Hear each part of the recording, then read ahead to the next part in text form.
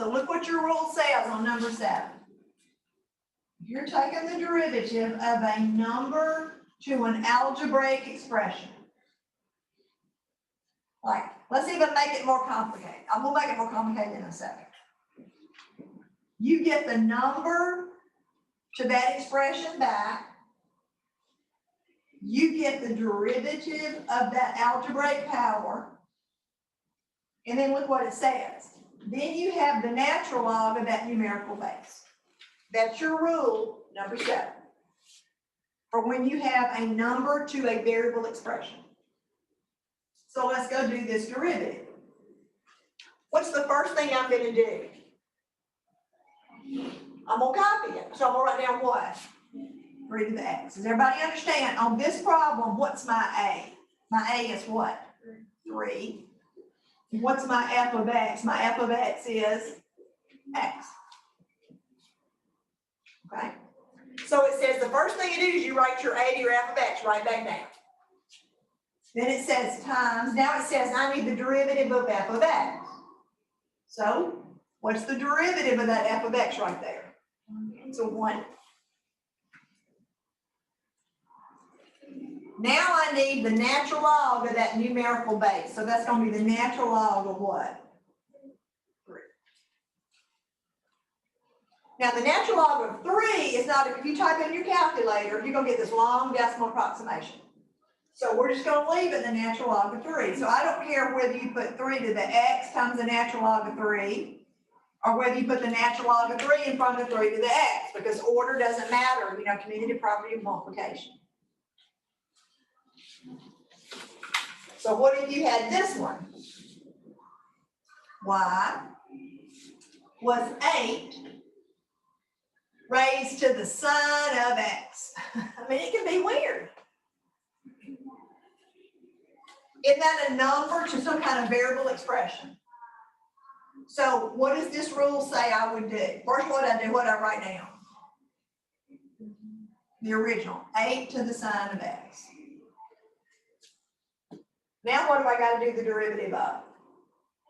The what? Sine x. The power, the sine x. Okay, what's the derivative of sine x? Cosine. Cosine x. And then the derivative of that angle is just 1. Is everybody okay? Because if that were sine 2x, I'd have an extra step here. And then times, what do I have to do now?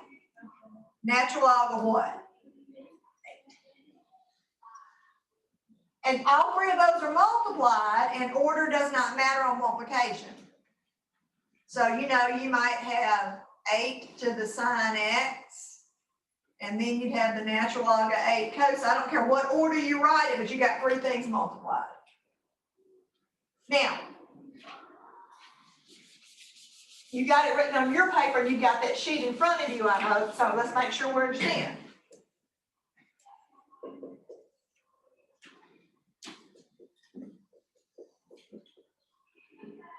Derivative. Isn't E a number? E's a number, so it's still rule number 7. So what do? I write the original down, right? So I have e to the what? 3x squared plus 4x. Times, what do I do next? The derivative of that power, right? So what's the derivative of that power going to be? Good, 6x plus 4. Then I need the natural log of what? E. Okay, you got a calculator. Type in natural log of E.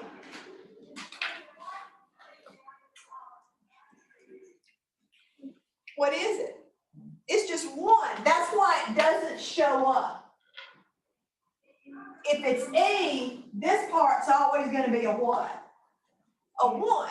So when you have E to an algebraic thing, it's the original and then the derivative of the power, and then you're finished. So it looks like a different rule, but it's not a different rule. This has been your rule the whole time. See, this is the part you memorized this on day 1, but let's look at why that's true. When you have a number to a letter, what's the derivative? It's the number to the letter. Don't you have to do the derivative of that power, which is a what? A 1. And then you have to do the natural log of the base. But what's the natural log of e? And e to the x times 1 is just what? E to the x. So you've been doing it the whole time. They were trying to get you to memorize part of it before it got complicated. So that's what you do when you have numbers raised to variables. All right, now let's look at number 8. Let's look at rule 8. And again, there's a general rule and then a special case. And the special case occurs way more than the general. But I'm going to do this. I'm going to do the general first. All right, it says when you have a log, you got some base down there, and you got some algebraic expression. On the bottom is what follows log. The numerator is the derivative of that thing. And then it says you multiply that by 1 over the natural log of the base. So that's what it says on rule number 8, except I think I put an A here, didn't I? And I put an A there. So I'll put an A to make it match the sheet. So what if you had this? Log of 6x minus 3. Now, what if there's no base showing? What base is understood to be there when there's not a base showing?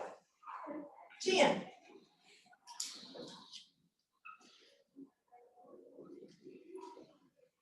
Just like when there's not a root, what's understood to be there? A what? 2. When there's not a decimal, where is it understood to be? At the what? You see what I'm saying? There's some things when they're missing, we know where they go. All right? So let's take the derivative of this thing. Okay? Well, what do I do first? What's my f of x here? Like, look at the form and tell me what f of x is on this problem. What's f of x? 6x minus 3. 6x minus 3. What's my a? 10.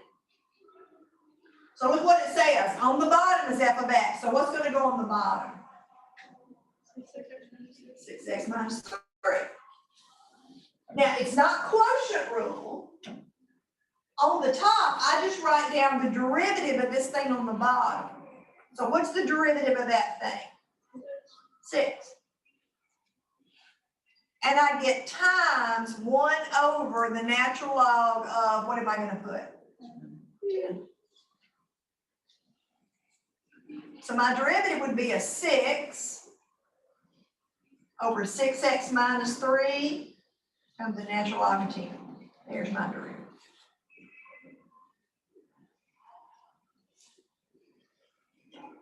What if instead of being no log, what if it were log base 2? Well, then the only difference would be, it'd be 1 over the natural log of what? 2. Is everybody with me? Now, the special case deals with natural log. Let me go back and put a 10 there because that's what we have. The special case on rule 8 says, well, what if it's natural log? All right. Y is the natural log of 5x squared plus 3x.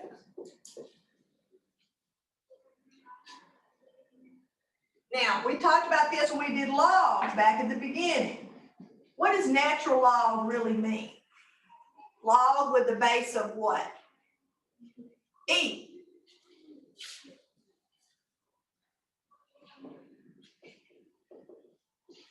That's what natural log means.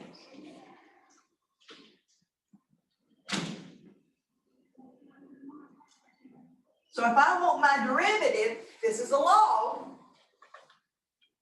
What do I do first? What goes on the bottom? My 5x squared plus 3x, my f of x. What goes on top of it? The derivative of that thing, doesn't it? So what am I going to put on top? Good, 10x plus 3. And then I have times 1 over the natural log of what? E. But what did we just decide the natural log of E was? 1. And what's 1 over 1? So do you understand that all goes to what? 1.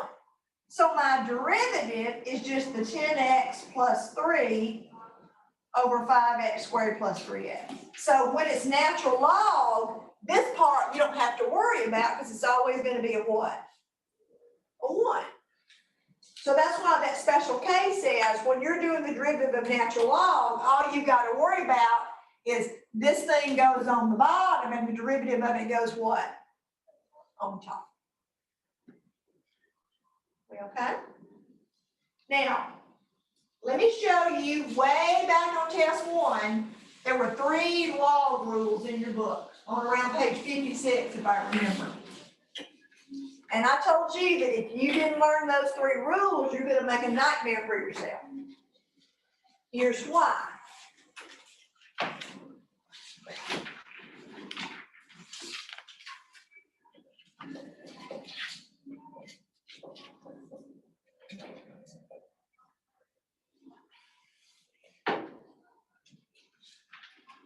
If you don't know those rules on page 56 and you start doing the derivative, look what's going to happen. What goes on the bottom?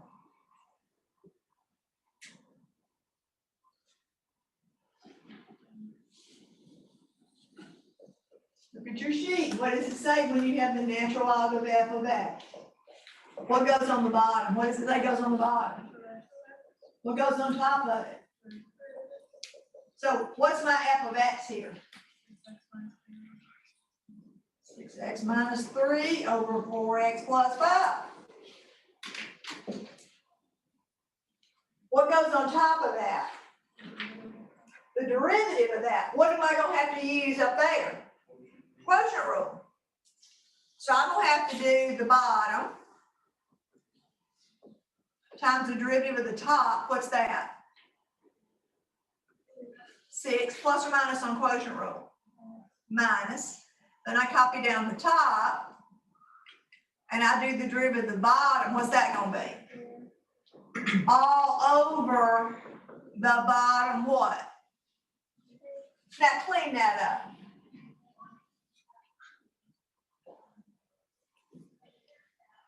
I don't want to do that. That's why I learned the rules on page 56 when my professor told me to learn the rules on page 56. Because instead, I would have rewritten it when I started.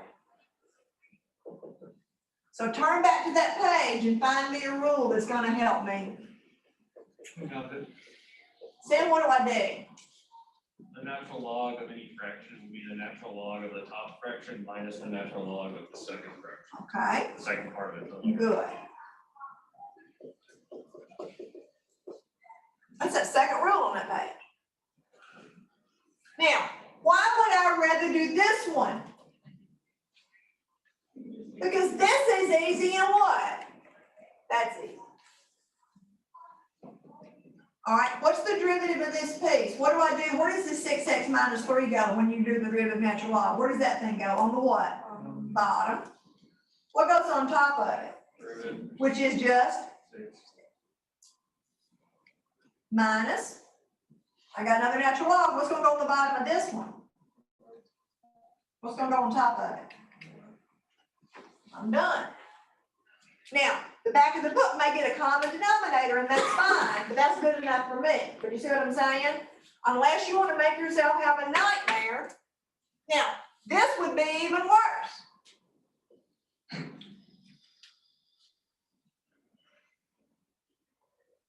Because the derivative of that thing would be, over here would just be a disaster. But if I know the rules on page 56, it's not a disaster because what of them say I do with that power? It comes where? Now, this is not derivative rules. Everybody with me? So you got to be real careful. That's 4 and then the natural log of this thing. Then I can do what Sam said. And now do this one as the natural log of the top minus the natural log of the bottom. Then when I want to do the derivative, do we touch numbers in front? What? We do not. So I would just have a 4 in front. You see what I'm saying? Like that's not bad. 4 times 6 will give me my 24, and then 4 times that's gonna give me my. But if I don't know those rules on page 56, I've just made my life utterly horrible when I'm doing derivatives of natural laws. Now, that's where your test material is going to stop. So your test is going to start back on section 2.4 and go through section 3.4. So it starts way back with continuity. So if I flip back to section 2.4, on your test, I'm going to give you some function and say, is this function continuous at x equals 2, or is it continuous at x equals -1? So that means I'm going to say you have to prove it using the definition of continuity. So I better know what the definition of continuity is. And it's got 3 parts to it. The limit has to exist, f at that number has to exist, and those answers have to match. Okay? So that's what that section 2.4 does. And then section 2.5 is where you were finding vertical asymptotes. Well, finding vertical asymptotes means that's what makes the denominator 0 that does not make the numerator 0. Then you got a whole bunch of derivative stuff on this test. You're gonna have to do one using the definition, like you had on that pop test. You're gonna have a whole bunch of them that, just like on that thing I took up that some of y'all didn't even have to do, there's gonna be problem after problem. Take the derivative, take the derivative, take the derivative, but they're not gonna be like that pop test you had when you came in. They're gonna be more like that. Because with one problem, I can check 3 or 4 rules. Okay? But if you can't do the simple ones, you got no hope of doing the complex ones. Because the complex ones are really just the simple ones longer. Power comes down, whatever that junk is stays the same. I'll subtract 1 from the power. Now, when I go do the derivative inside, oh my gosh, it's cotangent of an angle. What's the, you see what I'm saying? Like you're just flipping in your mind all around this sheet that you won't have. So if you can't just write those rules on paper, you got no hope of doing them. Okay? So you got 7 days to get it not familiar, but mastery. Now we talked about that after test 1. Familiar is dangerous. Familiar means you can follow me on the board doing it. That usually gets you a D or an F. Mastery means you can do it by yourself from start to finish and get the right answer the first time. That takes longer. So just watching me work them isn't going to do you any good. You have to spend hours working and figuring out, oh my gosh, I keep forgetting to take the derivative of the inside. Or oh my gosh, I keep forgetting to take the derivative of the angle. Or I didn't even notice that was product rule. I mean, if I put y is 4x cosine x, you don't see any parenthesis, but that's product rule because that means 4x what? So you got to recognize it. So you got to have worked like so many problems to get it from familiar to mastery. Okay? I might ask you to write the equation of a tangent line. Okay, what 2 things do you need to write the equation of any line? A point and a slope. What if you're missing your slope? You say, well, you didn't give me the slope. Well, I told you to write the equation of the tangent line. So you must need the slope of the tangent line. What's the slope of the tangent line the same thing as? The derivative. If you don't know that, you're stuck. I might ask you to find the general derivative, like f of x is 6x squared and then e to the x. Then I might say, find me the derivative, or I might say, find me the derivative at 4. So what does that mean to do? After you get this general derivative, what are you supposed to do now? Plug in a what? A 4. So when you're doing slope of the tangent line, that thing can't be an algebraic expression, it's got to be a number. That's how it turns into a number, because you got to plug in that x coordinate. Okay? You got those physics application problems. All right? So you got a lot of material from 2-4 to 3-4. Now, where's your homework going to be? On Moodle. Now, it's going to be a good many problems. And then I'm going to put, here's your homework. Then I'm going to put optional. Optional means I'm going to go back and put some review problems out of the review sections. Because the only time I'm going to see you is Tuesday. So that way, if you've done that review, you know I don't remember how to do continuity. So we might need to look at one of those. Carrie Beth? The test is Thursday. Test is Thursday. But Tuesday, I'm going to spend about 20 minutes going over homework questions. The first ones I'm going to answer are the ones that everybody's supposed to do.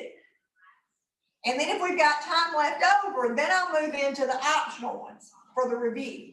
So if it takes us 20 minutes to do just the regular ones, I don't have time to go into the review ones. So that means you may need to make appointments with me. But I can't get to everybody on Wednesdays. Everybody with me? So if you already know you're lost, you need to start that homework tonight and possibly send me like tomorrow, Thursday. Everybody with me? So then we're gonna have to start section 3.5 because again, that's not gonna be on test 2, that's gonna be on test what? 3. But I got so many sections left to cover, I can't just stop. Because you got to be able to go into Cal 2 where Cal 2 starts. I can't just like, well, we didn't get but just 3 or 4, Sorry, we only got to section, 4, 3. Well, Cal 2 starts in chapter, 5, so you got to get done with chapter 4. Okay? So if you need some help, you need to come see me, but some of you got some work to do. Okay? So if you need me, I'll be happy to meet with you one-on-one in the conference room or by Zoom, whatever is easiest for you. Okay? All right, come see me if you need some help.